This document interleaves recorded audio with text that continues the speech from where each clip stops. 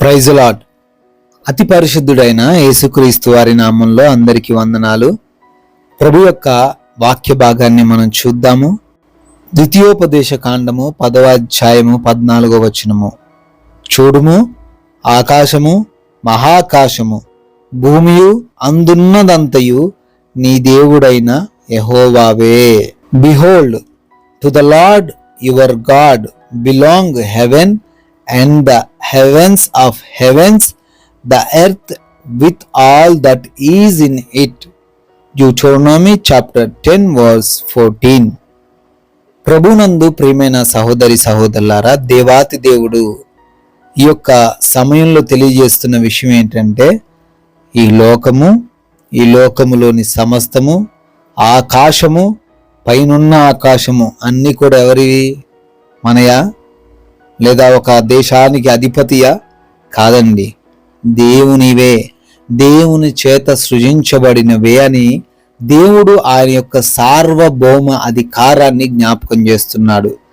ఆయనకి మనం ఇచ్చేది కూడా ఏం లేదు. చాలాసార్లు మనం అనుకుంటాం, చర్చిలోనో దైవజనునికి ఒక 10 రూపాయలు ఇచ్చి, ఒక 100 రూపాయలు ఇచ్చి, ఒక 1000 రూపాయలు ఇచ్చి, అబ్బా నేను ఈరోజు ఎంత మంచి పని చేశాను, నాకు వచ్చిన దాంట్లో చూసావా, ఒక పాస్టర్ గారికి ఇచ్చాను, ఒక సేవకునికి ఇచ్చాను అని ఆనందంగా ఫీల్ అవుతాం.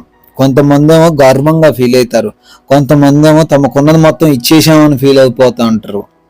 అలా కాదండి. నీవు కలిగి ఉన్నది ఎవరిచ్చారో తెలుసా?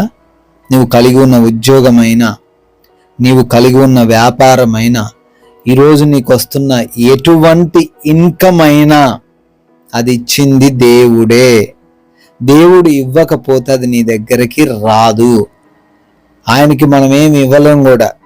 ఆయనదే ఆకాశం, ఆయనదే భూమి, సమస్తం ఆయనదే. ఆయనకి మనం ఏమైనా ఇవ్వగలమా? ఆయనది తీసి ఆయనకి పెట్టగలమా? ఆయన అవేవి కూడా మన దగ్గర నుంచి కోరుకోవట్లే. ఒకవేళ సంఘ అవసరతల నిమిత్తమో, సంఘం నడవడానికో, పరిచర్య జరగడానికో మనము సేవకులకు సహాయం చేయమని దేవుడు వాక్యం ద్వారా సెలవిచ్చి ఉన్నాడు. కానీ మన దగ్గర నుంచి దహన బలులు ఆశించట్లే. మన దగ్గర నుంచి ఎటువంటి వేటిని కూడా ఆయన ఆశించట్లే. మన దగ్గర నుంచి దేవుడు ఆశిస్తుంది ఏంటండి అంటే, మన యొక్క విరిగి నలిగినటువంటి హృదయం. దేవుడు అంటున్నాడు, మన విరిగి నలిగిన హృదయం కావాలంటున్నాడు. గర్వంతో కూడిన హృదయం దేవునికి అవసరం లేదు. ఆశతో కూడిన హృదయం దేవునికి అవసరం లేదు. ఈ లోకపు స్వార్థముతో కూడిన హృదయం దేవునికి అవసరం లేదు. నీ విరిగి నలిగిన హృదయాన్ని దేవుడు కోరుకుంటున్నాడు. అనగా నీ యొక్క పరిశుద్ధమైన హృదయాన్ని దేవుడు కోరుకుంటున్నాడు. దేవునికి నువ్వేమి ఇవ్వాల్సిన అవసరం లేదు. ఏమి ఇవ్వగలమండి మనం ఆయనకి? మనం ఏమన్నా ఇవ్వగలిగినటువంటి వారమా? మనం ఎంతలోనే కనపడి అంతలోనే మాయమైపోయే ఆవిరి వంటి వారం అని మనకి తెలుసు కదా. అటువంటి సర్వశక్తిమంతుడైన దేవునికి మనం ఇచ్చేది ఏం లేదు. మనం కేవలం ఇవ్వగలిగింది ఇస్తే చాలు. అది మన హృదయం, పరిశుద్ధమైన హృదయం ఆయనకి ఇవ్వాలి. ఈ లోకం ఆయనదే, ఈ లోకంలో సమస్తం ఆయనదే అని జ్ఞాపకం ఉంచుకొని భయముతో, భక్తితో మనం ఆయన సేవించే వారిగా ఉండాలి. కాబట్టి ప్రియమైన సహోదరి సహోదరులారా, దేవుని విషయంలో మనం జాగ్రత్తగా ఉండాలి. ఆయనకి ఇచ్చే విషయంలో మనం జాగ్రత్తగా ఉండాలి. మన యొక్క ప్రార్థన, మన యొక్క భక్తి విషయంలో జాగ్రత్తగా ఉండాలి. సర్వలోక అధిపతి, సర్వము పైన అధికారము కలిగిన వ్యక్తి అని జ్ఞాపకం ఉంచుకొని మనం దేవుని సేవించాలి. కాబట్టి విశ్వాసముతో దేవుని పైన ఆధారపడి జీవించడం నేర్చుకుందాం. దేవుడి మాటలు దీవించునుగాక. ప్రార్థిస్తాను. అందరూ కూడా ప్రార్థనలు ఏకీభవించండి. మహోన్నతుడా, మహాశక్తి సంపన్నుడా, అద్వితీయుడా, ఆశ్చర్యకరుడా, మీకు స్తోత్రాలు, మీకు స్తుతులు చెల్లిస్తున్నాం ప్రభువా. అవునయ్యా, మేము మీకు ఏమి ఇవ్వలేమయ్యా. ఈ లోకం మీదే అని, ఈ లోకంలోని సమస్తము మీదే అని, అందులో ఉన్నదంతా కూడా మీదే అని తండ్రి లేఖనాల ద్వారా సెలవిస్తున్నారు. ఆయన అడిగితే ఇవ్వగలిగిన దేవుడు అని కూడా సెలవిస్తున్నారు.